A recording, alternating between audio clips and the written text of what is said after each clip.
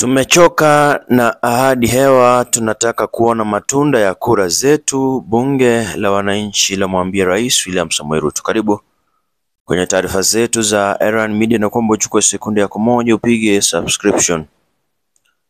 Vuguvugu la bunge la mwananchi sasa linataka serikali ya Kenya Kwanza kuwajibika na kuacha kuendelea kutoa ahadi hewa. Likiongozwa na rais wao Francis Awino, vuguvugu hilo linadai kuwa serikali ya Kenya Kwanza ikiongozwa na Rais William Ruto inatoa ahadi baada ya ahadi bila kuzitimiza. Wakenya wamechoka kuambiwa tutafanya hili na lile bila kuona matunda. Usio wa wakati ama muda wa kuzungumza maneno matupu.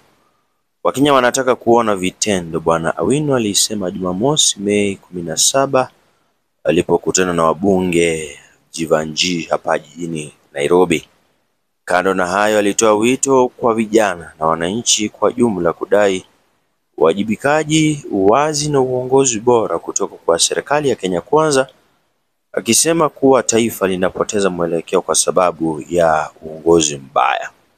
Vuguvugu hilo pia lilikosoa mienendo ya kisiasa ya viongozi wa sasa, likisema kuwa wanajihusisha na kampeni za mapema badala ya kushughulikia matatizo yanayoikumba nchi kama vile ukosefu wa ajira na gharama ya juu ya maisha.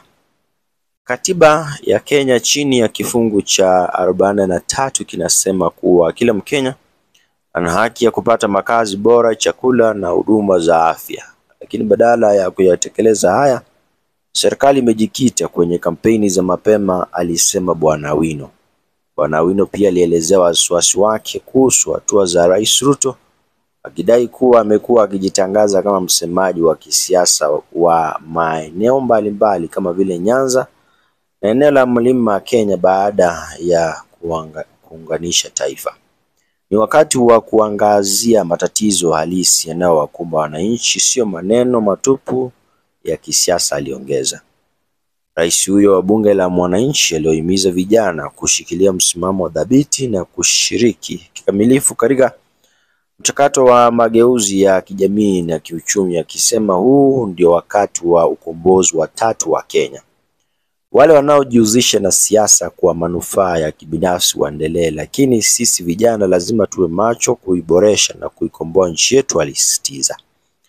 Kando na hayo, alitoa wito kwa wananchi wote kushirikiana ili kuwajibisha serikali, akisema kuwa taifa bora linahitaji ushirikiano. Wakati wa mabadiliko umefika. Kenya iliyo na haki na usawa inawezekana ikiwa kila mmoja atatekeleza jukumu lake, alisema. Ndizo taarifa za hivi sasa. Unaweza toa maoni yako hapo kwenye comment section.